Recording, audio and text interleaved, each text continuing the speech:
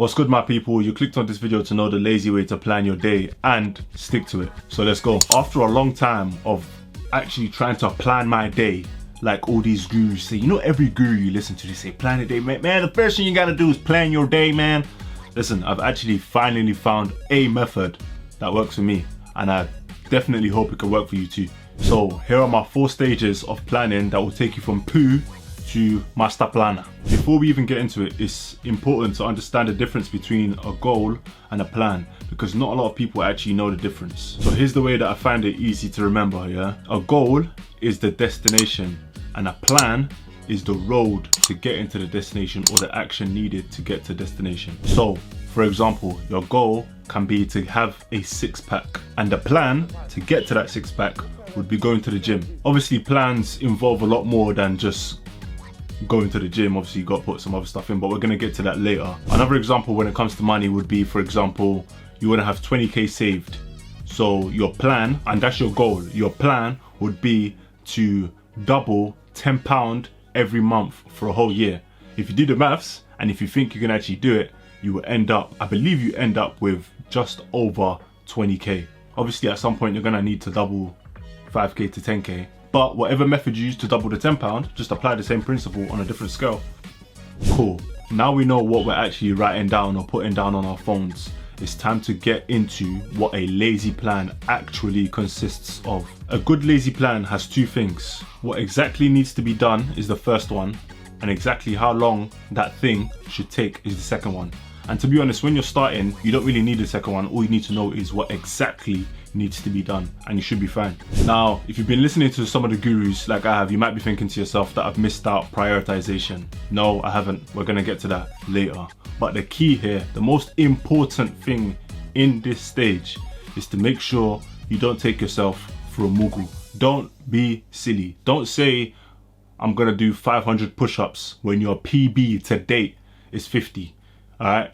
Don't play yourself, just be honest with yourself, and sometimes the truth hurts, trust me. Sometimes you think you really got it, but you ain't got it, all right? It's fine, just don't play yourself. Now to the meat of the carcass, how to actually plan. The most simple way that I can put it for you to possibly understand is to only plan things that at the end of your day, you're gonna be able to look back at and say, yeah, I've done well today, or be proud of that day, or that day would give you, I think they call it endorphins. No, that day will actually give you like some sort of rush or dopamine. You'll feel good about that day. That's the only thing you should put into your plan. And again, I must stress this enough, don't play yourself. Don't say, oh, in my plan I'm gonna bang out Warzone for 16 hours and that's gonna make me feel good because I would have caught at least 1 dub, because we know that you're dead.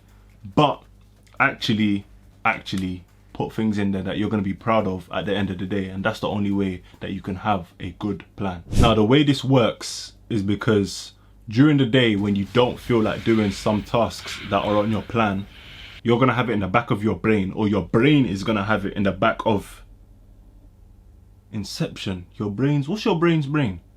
Your brain is going to have it in the back of its brain that this task is going to reward in dopamine, and we know how the brain reacts to dopamine. We know this. So essentially you're tricking your own brain, because when the brain knows, if I do this at the end of the day I'm going to feel it's just going to want to do it.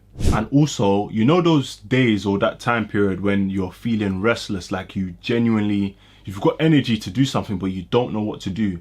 Having this sort of plan also completely eliminates that. Well, let me say for me, and I believe for you too, if you follow this plan, having that type of plan completely eliminates that restless feeling, oh, I've got to do something, or I've got energy to do something, but you don't know what to put your energy to, or you don't know what to do. Or even if you're feeling tired, you would now know what to do because you've clearly set out what you need to do in your day that will give you, at the end of your day, that tick in the box. And this is also the part where you prioritize. So for example, when I was writing this, I wanted to eat, but I also needed to shower.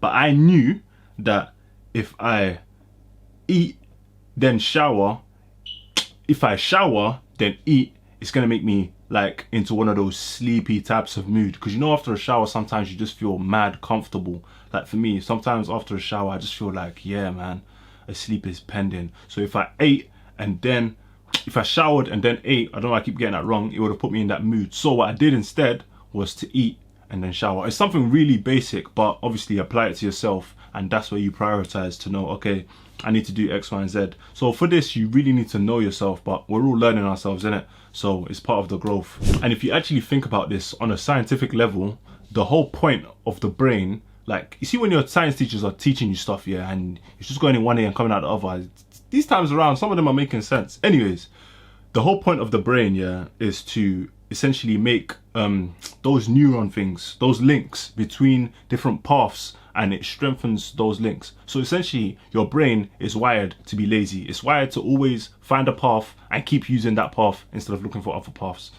But this is why this type of plan helps your brain. So because your brain is just looking for the easiest path to take, your brain is happy with this type of plan for obvious reasons that I've just explained. It's taking the easiest path to do things, or it knows that at the end of the day, this plan that you've just set out for yourself is going to be very rewarding and give you some, I think they call it endorphins. Now here's what the plan will not do for you.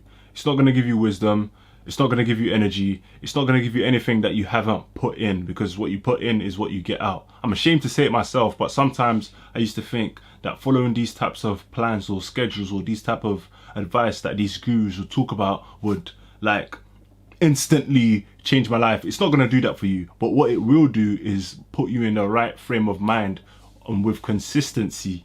Consistency is key. That's why I'm on this app. With consistency, you will definitely start to make a change. And this is the lazy plan after all. So with this type of plan, you can't go wrong really, because if you can't do a lazy plan, then mate, you got bigger fish to fry. And what this plan will also do for you, like I was saying earlier, is you see when you're like mindlessly scrolling on TikTok and you like something in the back of your head, I know everyone has this, something in the back of your head is telling you to come off this app. When you have this sort of plan, it helps because you know that you've got something to do. So it's not like you need to just come off the app and then find something to do, but you've got something to do, even if it's a menial task. But if you follow this consistently, give yourself 40 days, yeah. If you follow it consistently for 40 days, and if you flop after during one of the 40 days, then just start again. But if you do this for 40 days consistently, then it will just fall into habit, and then after that, habits will start habitualizing and start doing what habits do. Do you know what I mean? But one thing I must say though, when you're doing this task and you miss that one day, don't let it like bring you down. Don't let it discourage you and think, oh, I've missed it out now, let me just skip another day, or whatever excuse you might give yourself. Don't do that. Just if you miss a day, it is what it is. Or if you don't follow your plan to the T that day, then just reprioritize for the next day and boom, continue, do it like that. But anyway, if you found any value in this whatsoever, then obviously make sure to subscribe. I'm trying to build a community. Love.